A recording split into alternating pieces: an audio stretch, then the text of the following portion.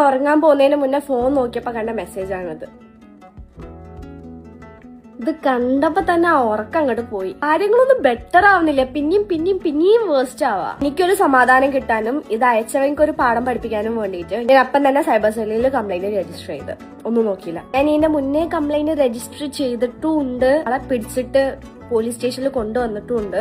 So I trust Kerala police for this. എല്ലാവരും വിചാരിക്കും ഞാനൊരു പ്രാവശ്യം കംപ്ലൈന്റ് കൊടുത്ത് എനിക്ക് വീഡിയോ ഒക്കെ ഉണ്ടാക്കാൻ വേണ്ടിയിട്ട് കണ്ടന്റ് കിട്ടിയതിനെ കൊണ്ട് ഇനി ഞാൻ അങ്ങനെ കംപ്ലൈന്റ് ഒന്നും കൊടുക്കൂല, അവൾ അത് കണ്ടന്റിന് വേണ്ടി ചെയ്തായിരിക്കുന്നു. ബട്ട് നോ ഗൈസ്, ഇനി നിങ്ങൾ എത്ര ഇങ്ങനത്തെ വൃത്തികെട്ട കമന്റ്സ് ഇടുന്നോ മെസ്സേജസ് അയക്കുന്നോ അത്രയും ഞാൻ കംപ്ലൈന്റും കൊടുക്കുകയും ചെയ്യും, കണ്ടും പിടിക്കുകയും ചെയ്യും. ഇൻസ്റ്റാഗ്രാമിൽ ഇങ്ങനെ സൈബർ ബുള്ളിങ്ങോ എന്തെങ്കിലും ഹറാസ്മെന്റോ ഒക്കെ കിട്ടിയിട്ട് നിങ്ങൾ പേടിച്ചിരിക്കുകയാണെങ്കിൽ ഡോണ്ട് വെറി, അപ്പം തന്നെ നിങ്ങൾ കംപ്ലൈന്റ് രജിസ്റ്റർ ചെയ്യുക. നമ്മളെ നാട് ഇങ്ങനെയാണ്, നമുക്കിത് സഹിച്ചിരിക്കാന്ന് വിചാരിച്ച് നിൽക്കരുത്.